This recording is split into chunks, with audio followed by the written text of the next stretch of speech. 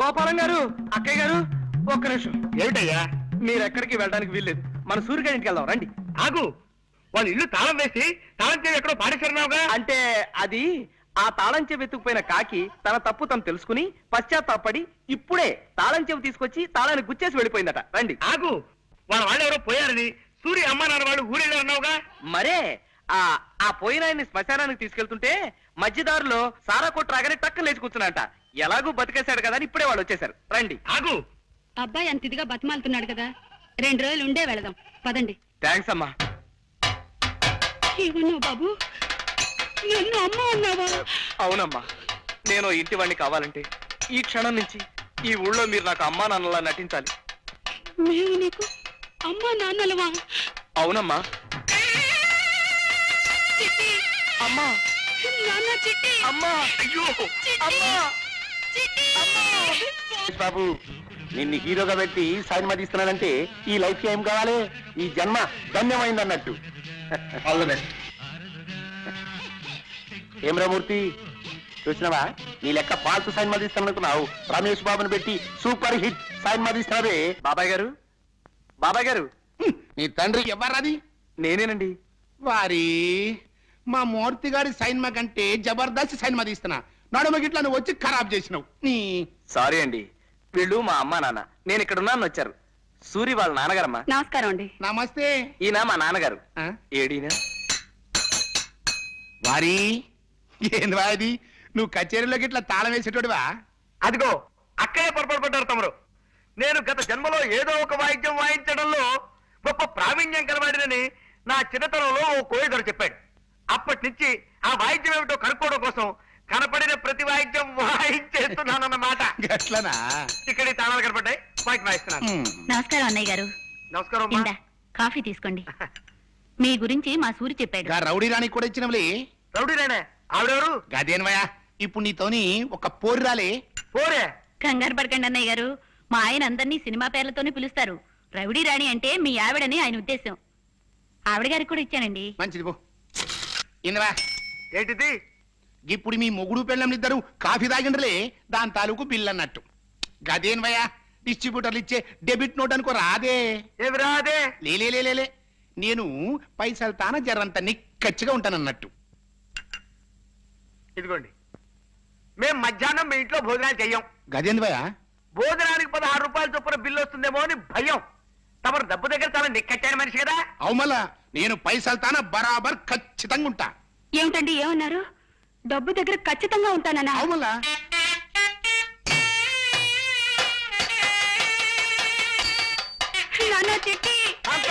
ఆవేశపడకు, ఆగిపో. కావలించుకుంటే చొక్కా నలిగిపోయింది కాబట్టి అందుకు 10 రూపాయల బిల్లు అంటాడు ఆయన. ఆగు, జగంగాడు అలా అంత కఠినమైన పదజాలం వాడుతూ ఉత్తరం రాశాడంటే నా ఒళ్ళు మండిపోతుంది. ఇక్కడ వేధవరాత్రులు వాడును. తర్వాత చదువు.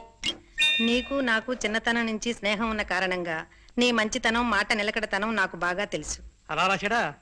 శభాష్. అయినప్పటికీ ఇది పెళ్లి విషయం గనుక ఉభయలం కొంత జాగ్రత్త వహించడం మంచిది. 6 నెలల దాకా మీ అబ్బాయిని చూపించడం కుదరదన్నావు గనుక ఈ లోపు కనీసం మీ వాడి ఫోటో అయినా నాకు పంపమని కోరుతున్నాను. కరెక్టే, వాడి కోరిక సబబే. అలాగే ఫోటో పంపిద్దాం. వద్దండి, అబ్బాయి మీరు ఒప్పందం కుదుర్చుకున్నారు కదా. అక్టోబర్ 15 వరకు వాడు గడువు అడిగాడు. అంతవరకు ఈ సంబంధం గురించి మీరు ఆలోచించకపోవడం మంచిదని నా ఉద్దేశం. చిచి, కన్న తండ్రినే ఉండి కూడా నా కొడుకు పెళ్లి విషయంలో నాకు ఆ మాత్రం స్వతంత్రం కూడా లేకుండా వచ్చింది. ఆయనంతటా ఆయనే మనల్ని ఆహ్వానించాడన్నమాట. వాళ్ళ ఇంట్లో కొంతకాలం మీరు నా కన్న తల్లిదండ్రులా నటించాలి. వాళ్ళకి ఏమాత్రం అనుమానం కలిగినా మన ప్లాన్ అంతా అబాస్పాలైపోతుంది. మేము చాలా జాగ్రత్తగా ఉంటాం నాయనా. ముఖ్యంగా మీరిద్దరు చెరో విషయంలోనూ నాకు ప్రమాణం చేయాలి. ఏమిటది? ఆ ఇంట్లో మీరు అడ్డమైన వాయిద్యాలు వాయించి పిచ్చి పాటలు అవి పాడకూడదు. పొరపాట్లు కూడా పాడను బాబు. చేతులు కట్టేసుకుంటా, నోరు కుట్టేసుకుంటా. మీరు మాటి మాటికి చిట్టి అంటూ ఎగిరి మనుషుల మీదకి జంపులు అవి చేయకూడదు అక్కయ్య గారు. అలాగే బాబు, ఆ ఇంట్లో మాత్రం చిట్టిని గుర్తు తెచ్చుకోను. ఓకే, రేపటి నుంచే మీ అజ్ఞాతవాసం ప్రారంభమవుతుంది. రండి రండి. నన్ను చూసి కాదురా, అటు వాళ్ళని చూసి మరుగో. ఒక్కసారికి నా మాట విన్న గౌరవం తగ్గించరా హిట్లర్ వెధవా. నమస్కారం అండి. నమస్కారం. మిమ్మల్ని చూసి మరుగుతోంది, పక్కటి వాళ్ళకి ఒక్క కాదండి, మాకొకే. కాకపోతే దీనికి కాస్త మెల్లగన్ను. నిజానికి అది మిమ్మల్ని చూసే మురిగిందనమాట. విశేషం ఏమిటంటే నన్ను చూసి మురిగినట్టు అనిపిస్తుంది మీకు. అదే తమాషా. రేయ్, నీ ఫేస్ నాకు నచ్చటం లేదు, పో లోపలికి. నేను లోపలికి వెళ్ళమంటే అది బయటికి వెళ్ళింది. అదే తమాషా. దానికి మెల్లకన్నే కాదు, మెల్ల కాలు కూడా ఉంది. మా అమ్మ నాన్న అండి. అలాగా, నమస్కారం. నమస్కారం. కూర్చోండమ్మా. మీ అబ్బాయి నిన్ననే మాకు కలిశాడు. అతని మాట తీరు, మంచితనం, ముఖ్యంగా అతని ఫేసు నాకు బాగా నచ్చాయి.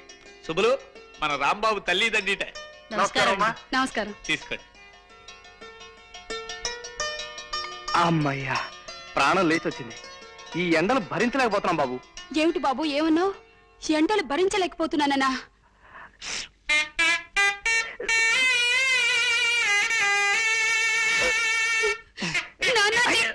చిట్టి అంటే ఇంకో రాంబాబు నేను ముద్దులో చికెన్ తీసుకుంటానండి.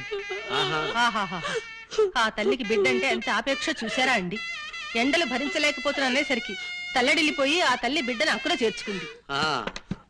ఆ తండ్రిని చూసావా సుబ్బులు?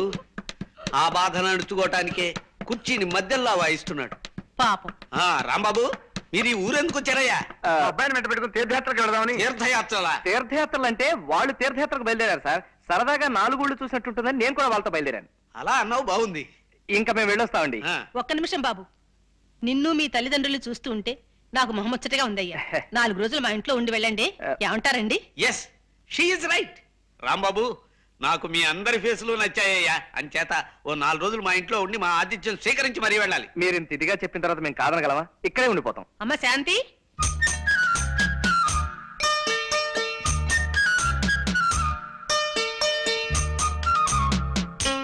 గాలిని ధూళిని కూడా అనుమానించే మనిషిని నేనెంత వెర్రి వెంగళాయిలా వాళ్ళ వల్ల పడిపోయాను. ఇక చూస్తూ ఊరుకోవడానికి వీల్లేదు. వాళ్ళ అంతు తేల్చేస్తాను. ఈ ఊళ్ళో ఎన్నాళ్ళు ఉండాల్సి వస్తుందో ఏమిటో. గోపాలం! ఏమిటి అప్పుడే భోజనాలు రెడీ అయిపోయాయా? అవును, వడ్డిద్దామనే వస్తున్నాను. రాంబాబు మీకేమవుతాడు? మిమ్మల్ని అడిగేది. చెప్పండి, రాంబాబు మీకేమవుతాడు? నిజం చెప్పండి. మోసాన్ని సహించలేను నేను. ఏమిటి బాబు ఏమన్నావు? మోసాన్ని సహించలేనన్నా? నాన్న చిట్టి! అక్కడ అయిపో. రథం వేషాలు ఎక్కండి. నేను అసలే తిక్క మనిషిని. ఏం గోపాలం మాట్లాడవే? రాంబాబు నీ కన్న కొడుకు కాదు కదూ? అగా ఆ దరిద్రపు వాయింపు వాయించకు. నా ప్రశ్నకి జవాబు చెప్పకపోతే ఇప్పుడు నీ బుర్ర మీద నేను ఘటం వాయించేయగలను. చెప్పు. నాకేం తెలియదు బా. అమ్మయ్యా, రాంబాబు వస్తున్నాడు, ఆయన అడగండి. రాంబాబు, ఇలా రా. మమ్మల్ని ఇలా ఎన్నాళ్ళు మోసం చేయాలనుకుంటున్నావు? మోసం ఏమిటండి? ఏ విషయం మీరు మాట్లాడేది? నీ విషయమే. ఇన్నాళ్ళు వీళ్ళు నీ తల్లిదండ్రులని మాతో అబద్ధం చెప్పావు, అవునా? మాట్లాడమే. అవును సార్, అబద్ధమే చెప్పాను. నిజమే. కానీ ఎందుకు ఎందుకు అలా చెప్పాను? ఎదురు మమ్మల్ని ప్రశ్నిస్తావే? అది మేము నిన్ను అడిగిన ప్రశ్న. సరే సార్, నా ప్రశ్నకి నేనే సమాధానం చెప్పుకుంటాను. ఓ బిడ్డ, తనని 9 మాసాలు మోసి కనీ పెంచిన తల్లికి, తనకి విద్యాబుద్ధులు నేర్పించిన తండ్రికి సేవ చేసుకుని తరించడం తప్పా సార్? అది తప్పెలా అవుతుంది? అలాగే నేను ఆశపడ్డాను సార్. మా అమ్మా నాన్నల్ని అనుక్షణం చూసుకుంటూ ఉండాలని, వాళ్ళ పాద సేవలో తరించిపోవాలని చిన్నతనం నుంచి ఈ పిచ్చి మనసు పడింది సార్. కానీ మా అమ్మా నాన్న నా 10వ ఏటని నన్ను ఒంటరి వాణ్ణి చేసి కాశీకి వెళ్లిపోయి సన్యాసం పుచ్చుకుని సన్యాసినిగా అక్కడే కాపురం చేసుకుంటూ ఉండిపోయారు. అమ్మా బాబు అని నోరారా పిలవడానికి అమ్మ లేదు, నాన్న అని ఆప్యాయంగా పిలుచుకోవడానికి తండ్రి లేడు. ఆ భాగ్యం కలిగిన బిడ్డల్ని చూస్తుంటే నేనెంత కుమిలిపోతానో, ఎంత బాధపడిపోతానో మీకేం తెలుసా? ఆ పరిస్థితుల్లో ఈ ఊరి గుళ్ళో మీ ఇద్దరిని చూశాను. నాకెందుకో మీలో మా మామయ్య కనిపించాడు. ఆయన కూడా మీలాగా తిక్క మనిషి. మా అత్తయ్య పేరు కూడా సుబ్బలక్ష్మి. ఆ పేరు గల మీ శ్రీమతి గారు మా అత్తయ్య గారిని చూసుకున్నాను. అమ్మా నాన్నల సేవ చేసుకునే అదృష్టం నాకు ఎలాగూ లేదు. కనీసం అత్తమామల సేవ అయినా చేసుకుని తరించాలనుకున్నాను. అందుకే మీ ఇంట్లో అడుగు పెట్టాలనుకున్నాను. మీరు చాలా అనుమానపు మనిషిని, ఒంటరిగా నేను మీ ఇంట్లో అడుగు పెట్టడం కష్టమని మీ ఊర్లో కొంతమంది చెప్పారు. అందుకే ఈ గోపాలం గారిని, కాంతం గారిని ప్రాధేయపడి మా అమ్మా నాన్నల్లా నటింపచేశాను. చెప్పండి సార్, నేను చేసిన తప్ప? అభిమానించబడాలని, ప్రేమించబడాలని ప్రయత్నించడం తప్ప సార్? అలాగే సార్, ఇంకా నేను తప్పు చేసిన వాడినే మీరు అనుకుంటే ఈ క్షణమే మీ ఇల్లు వెళ్ళిపోతాను సార్. నేను నా అనేవాళ్ళు ఎవరు లేనివాడిని. ఎవరినో ప్రాధేయపడి ఏదో పంచర తలదాచుకుంటాను. దొరికితే తింటాను, తిండి దొరక్కపోతే పోతాను, చచ్చిపోతాను. ఈ అనాథ జీవి ఎక్కడో రాలిపోతే మీకేమిటి సార్? కానివ్వండి, మీరు మాత్రం సుఖంగా ఉండండి. మేము వెళ్ళిపోతాం సార్. రండమ్మా, మేము వెళ్ళిపోతున్నాం. జగన్నాథం గారు. రాంబాబు, నువ్వెక్కడికి వెళ్ళొద్దు. నీ కథ విని నా గుండె కరిగిపోయింది రాంబాబు. నువ్వు మా మేనల్లుడివే అనుకుంటావు, మేము నిజంగా మీ అత్త మావలవే అనుకో. ఇక్కడే ఉండిపో రాంబాబు, ఇక్కడే రాలిపో. ఎలా ఉండిపోమంటారు? ఏ అధికారంతో ఉండిపోమంటారు? ఇది మా అమ్మ నాన్నల ఇల్లు కాదే. మీ అమ్మా నాన్నలు ఇల్లు కాకపోతే మీ అత్తగారులు ఎనుకో బాబు. థ్యాంక్స్ అత్తయ్య గారు, ఆ మాట మీదే ఉండండి. మీరింతగా చెప్తున్నారు కాబట్టి ఇది మా అత్తవారిల్లోనే అనుకుంటారు శాంతి గారు. అత్తవారింట్లో అల్లుడు విడిదిని మీకోసం కొనసాగిస్తాను. థ్యాంక్స్ రాంబాబు, మమ్మల్ని ఇంకెప్పుడు ఇలా ఏడిపించకయ్యా. అలాగే సార్. ఇక్కడే ఉండిపో రాంబాబు, ఇక్కడే ఉండిపో. For more updates, like, comment, subscribe to our channel. Hey darlings, గంటని click చేయడం మర్చిపోకండి.